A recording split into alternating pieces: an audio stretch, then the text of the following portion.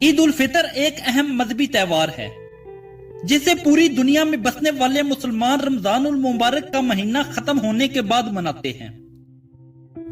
ईद के दिन मुसलमानों को रोजा रखने से मना किया गया है। मुसलमान रमजान उल मुबारक के 29 या 30 रोजे रखने के बाद यकम शवाल को ईद मनाते हैं। किसी भी कमरी हिजरी महीने का आगाज मकामी रहनुमाओं के चांद नजर आ जाने के फैसले पर होता है। यही वजह है कि दुनिया के मुख्तलिफ मुमालिक में ईद मुख्तलिफ दिनों में मनाई जाती है। इसके बरअक्स कुछ ऐसे मुमालिक हैं जो सऊदी अरब की पैरवी करते हैं। ईद उल फितर के दिन नमाज ईद 2 रकत और 6 तकबीरों के साथ पढ़ी जाती है, जिसे जामिया मस्जिद या किसी खुले मैदान यानी ईदगाह में अदा किया जाता है। मुसलमानों का अकीदा है कि इस्लाम ने इन्हें हुक्म दिया है कि रमजान के आखिरी दिन तक रोजे रखो और ईद की नमाज से पहले सदका और फितराना अदा करो। ईद उल फितर आलम इस्लाम का एक अहम मजहबी त्योहार है जो माह रमजान के इख्तिताम की निशानदही करता है और हर साल मुसलमान बड़ी अकीदत और जोशो खरोश के साथ यकम शवाल को ईद मनाते हैं।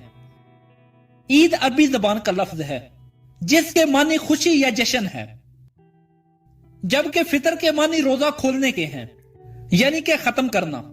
ईद उल फितर के दिन रोजा का सिलसिला खत्म होता है।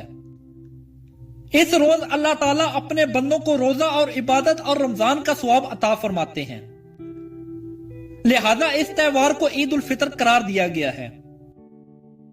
आलमे इस्लाम हर साल 2 ईदें मनाते हैं, ईद उल फितर और ईद उल अजहा।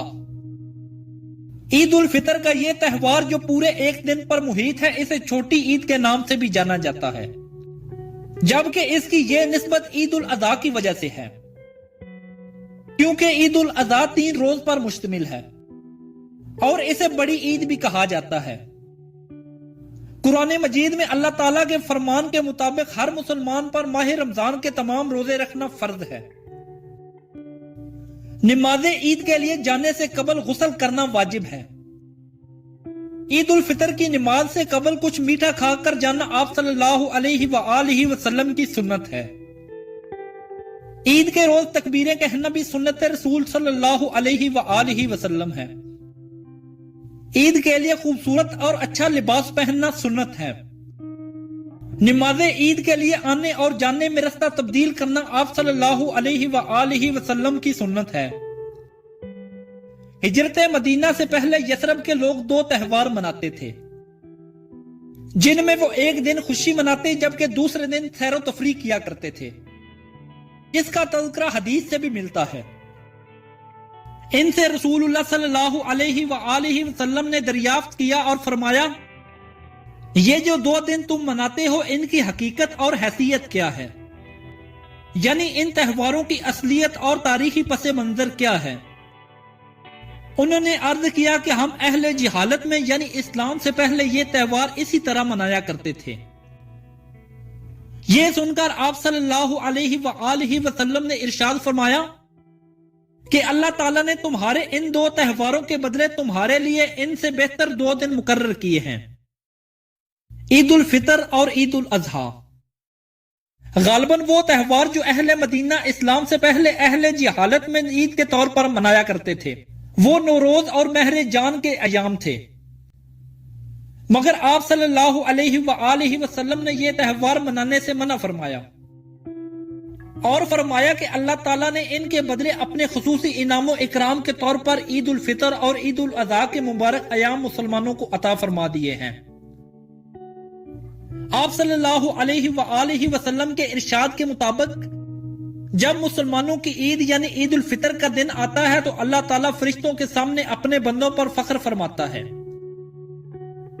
और अल्लाह ताला अपने फरिश्तों से फरमाता है कि इस मजदूर की क्या जज़ा है जो अपना काम मुकम्मल कर दे। फरिश्ते अर्ज करते हैं कि इसकी जज़ा यह है कि इसको पूरा अजर और सवाब अता किया जाए।